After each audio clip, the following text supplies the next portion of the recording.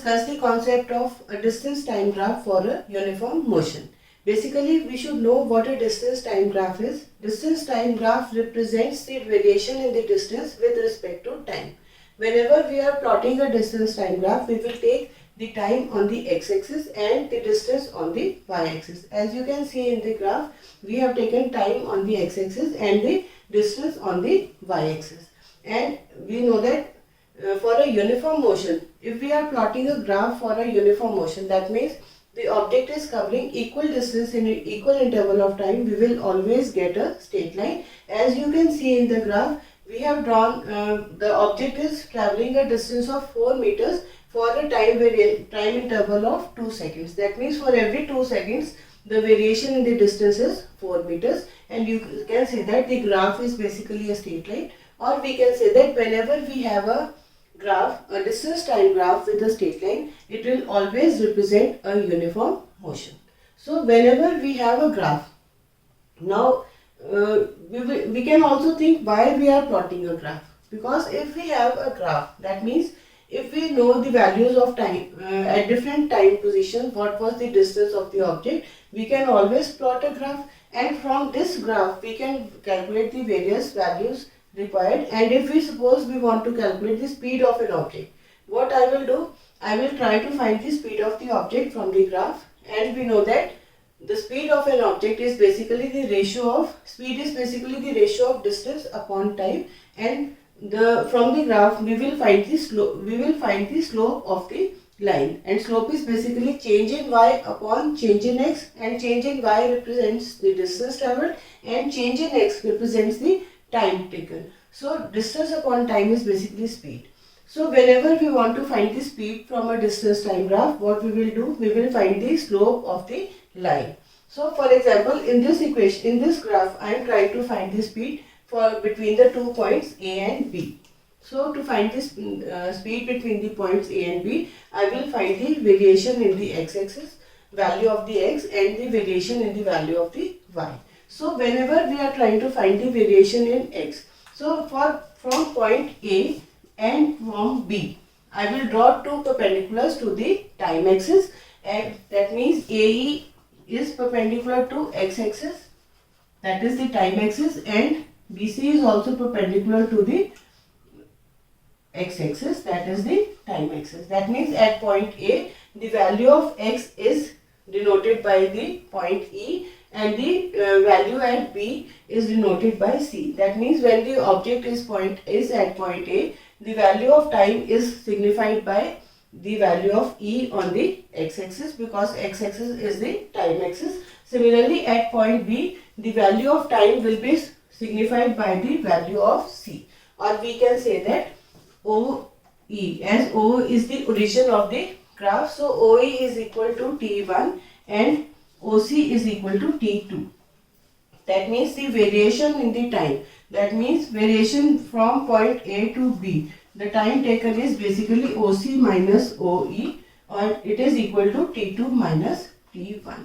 So the variation between the 2 points, the time taken from point A to point B is equal to T2 minus T1. Similarly, we are supposed to find the distance travelled between the 2 points A and B.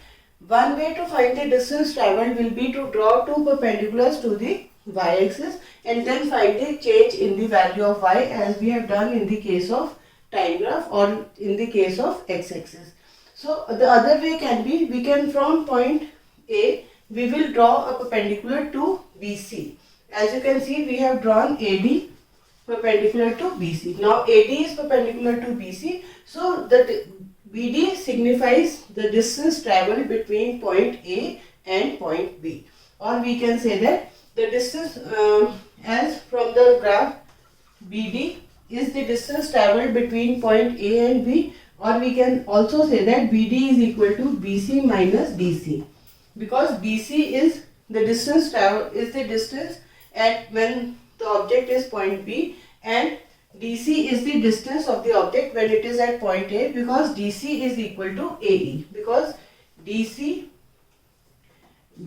and AE are equal, because as you can see that they are perpendicular, so they are parallel to each other, because AE and BC are perpendicular to the same axis, so perpendicular to the same line or parallel to each other, so it will be a rectangle. And in the case of a rectangle, opposite sides are equal, so we can say that AE is equal to BC, so AE is equal to DC, because ABCE is a rectangle. Now when ABCE is a rectangle, so we know that DC is equal to AE, or we can say that BD is equal to BC minus AE. Now AE represents is the distance at point A, and BC represents the distance at point you can say B. So BD is equal to S2 minus S1. So we have found the change in value from A to B, that means change in X, or we can say change in time axis from T2 minus T1, and change in the Y axis, that means delta Y, that is speed, is S2 minus S1. Now we know that the slope of a line is basically change in Y upon change in X. So it will be, and we also know that speed is equal to change in distance, that is change in delta S upon change in time, that is delta T, and delta S is represented by S2 minus S1, and time is represented by T2 minus T1. Because we know that we can write S2 minus S1.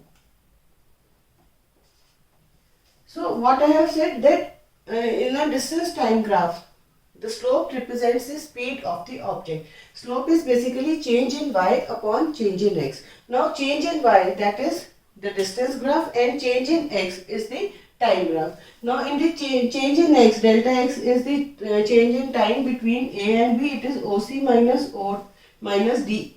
OE, it is T2 minus T1. Similarly, change in the value of Y is S2 minus S1, that is the speed that is the distance at the 2 points. And so speed is equal to change in distance upon change in time. So S2 minus S1 upon T2 minus T1, and it is further equal to slope of the line, slope of the graph. So we can say that if we have a graph, we can find the speed of the object from the slope of the graph. So this is how we can clearly see that why a graph is required, because whenever we have the values, or that means we have the values that at a particular time what was the distance. So for example, at time t1 the distance is 2 meters, at time t2 the distance is 4 meters, at time t3 it is something else. So if we have the values, we can plot a graph, and from the graph we can calculate the speed of the object. So this is how we can use the graph to calculate the speed of an object. So basically a distance time graph is representing the change in the value of the distance with respect to the time, and on the x-axis we are taking time, and on the y-axis we are taking the distance. And further, what I have discussed is basically if we have a distance time graph, we can calculate the speed of the object using the slope of the graphs. And in the case of a uniform motion, the graph is always represented by a straight line. So to find the speed, what I will do, I will find the slope of the straight line, that is change in y upon change in x. And change in y is basically change in the distance, s2 minus s1, and change in x is basically time, that is t2 minus t1. So s2 minus s1 upon t2 minus t1 is always equal to the speed, because speed is basically distance upon time. So s2 minus s1 represents distance, and t2 minus t1 represents the time taken. So the speed is equal to the slope of the graph. Now let us take an example to find speed from the graph. As you can see that in the graph, we have been given a graph in which the object is changing its speed. That means between A and B the speed is uniform, and from B to C the speed is different, and from C to D again the speed is different. So first we are supposed to find the speed between A and B. So whenever we are supposed to find the speed between 2 points, we will find the slope of the line between the 2 points. So the slope for the slope we will find the distance change in y upon change in x. Now y represents distance. So S1, that is distance at at A is basically 2 meters and distance at B is 8 meters. So delta S, that means change in distance, is basically 8 minus 2, that is 6 meters. Similarly, time at A is 2 seconds. Time at A is basically, you can see from the graph, it is 1 second, and time at B is 4 seconds.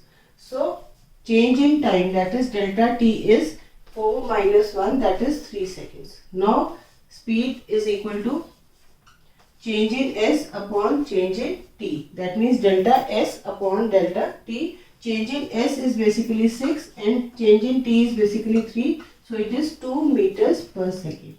So this is how we can calculate speed of an object from the graph given. As you can see in the graph, at point A, the distance is 2 meters and the time is 1 second. And at point B, the distance is 8 meters and time is 4 seconds. So first I have found the variation in the y-axis, that is the distance. So distance at A is 2 meters, distance at B is 8 meters. So the variation in this distance, that is delta S, was 8 minus 2, that is 6 meters. Similarly, time at A is 1 second, time at B is 4 seconds. So variation in time is 4 minus 1, that is 3 seconds. Now we know that speed is equal to change in distance upon change in time. So delta S upon delta T, that is 6 upon 3, or it is equal to 2 meters per second. So this is how we can find the speed of an object from the graph given to us.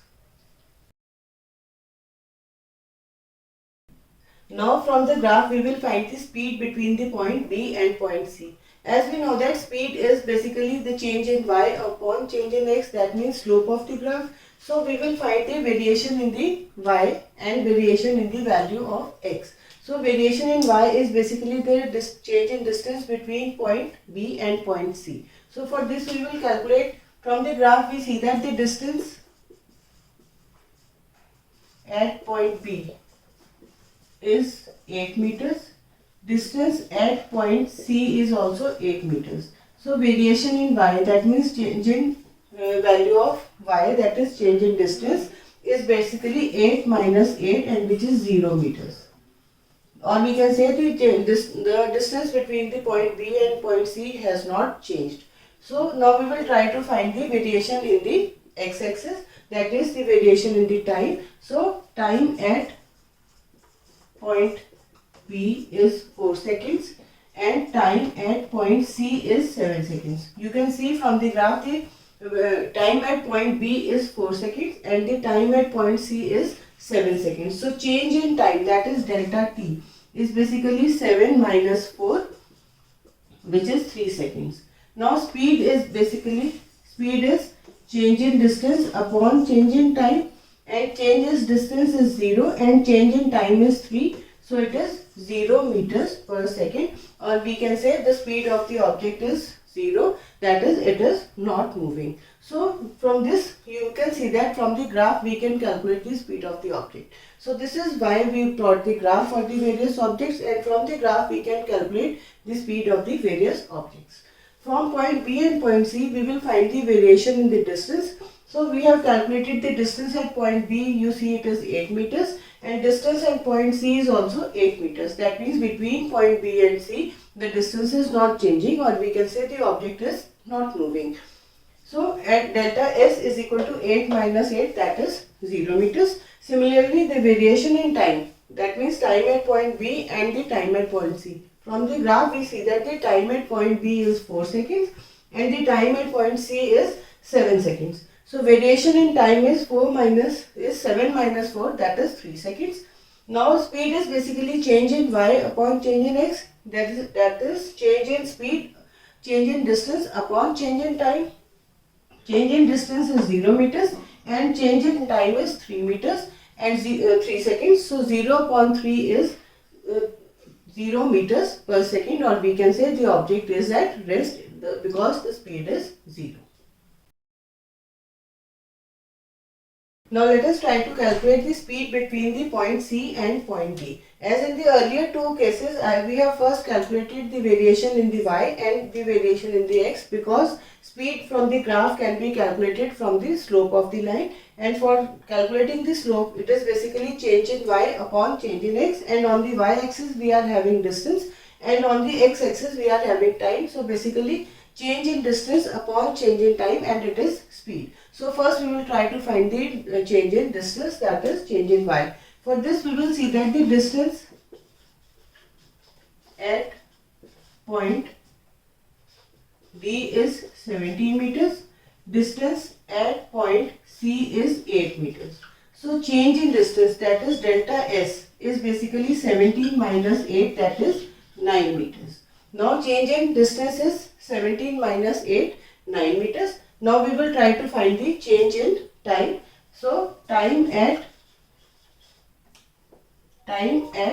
point D is 10 seconds and time at point C is 7 seconds. So change in time, that is delta T, is 10 minus 7, that is 3 seconds. Now we know that the change in the value of y, that is it is 9, or we can say the distance travelled is 9 meters, and change in the value of x, that is the time taken, is basically 3 seconds. So speed is equal to change in distance upon change in time. So change in distance is basically 10, change in distance we have calculated is 9, and change in time is 3, so it is 3 meters per second. So we can say that in this this speed between point C and D has been 3 meters per second. So this is how we can find the speed of an object from the distance time graph. Basically, distance time graph is a graph representing the change in the value of distance with respect to time, and in a distance time graph we take the distance on the x-axis and the distance on the y-axis and the time on the x-axis, and slope of the graph or slope of the line represents the speed of the object. And further we have discussed that in the case of uniform motion, the graph will always show a straight line. That means uniform motion is always represented by a straight line.